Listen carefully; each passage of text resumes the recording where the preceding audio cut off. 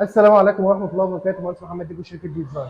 احنا فين؟ احنا في موقع من احدى مواقعنا في التجمع الخامس، تحديدا في منطقة اللوتس. الموقع ده زي ما حضراتكم شايفين كده ان احنا خلاص على مشارف التسليم. معانا هنا النقاش. هنتكلم على حاجة مهمة جدا، ان احنا اما نيجي نصنفر الحيطان بنصنفرها بالطريقة دي مكنة الصنفرة.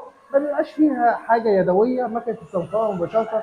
ما يبقاش فيه ريجة، ما يبقاش فيه تفصيله مش حلوه، منعا للفينش النهائي يكون فينش محترم وشكله حلو جدا. طيب بنيجي نعمل البانوهات، التاتشات الاخيره اللي احنا بناخد بالنا منها. طيب اعمال الديكورات الموجوده لازم تتطيب بالطريقه دي، يعني ده اعمال الخشب اللي موجود، اعمال الخشب لازم يتطيب بالطريقه دي عشان الدهانات ما يبقاش فيها مشكله وتيجي عليها ونحتاج في الاخر ان احنا نعالجها وننظفها وتبقى تكلفه اكتر.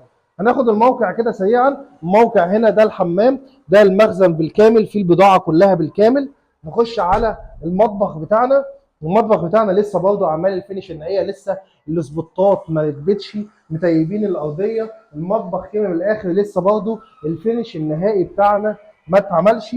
حته برضه الكوريدور برضه متيبه، اعمال البانوهات بالكامل، السبوت لايت برضه موجوده معانا.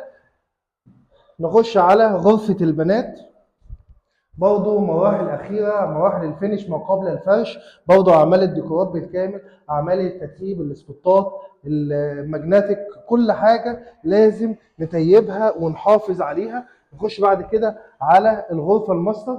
برضه كل الوحدات الموجودة متطيبة معانا هنا. برضه الشغل السبوت لايت بالكامل لسه بتبقى المراحل الأخيرة دي كلها. المراحل دي بيخش فيها جميع المقاولين. نخش على برضه الدريسنج روم. طب الدريسنج اوريدي هتلاقيه موجود برضه متطيب كل حاجه، بحيث ان احنا نحافظ على الفينش النهائي بتاعنا. طيب بيجي حد بيكلمني في الاخر يقول لك والله انا شطبت بس عندي ارضيات البورسلين ولا الباركيه بيبقى فيها مشاكل كتيره جدا، وهنضطر ان احنا نجيب ماده مش عارف من ايه وننضفها. طب انت حافظت على شغلك بالكامل، اصبح ان انت في مرحله الفينش النهائي انت مش محتاج، انت بتشيل الكرتون بيبان الشغل زي ما هو كان راكب بالظبط وافضل. وده اللي انا انصحكم بيه. شكرا.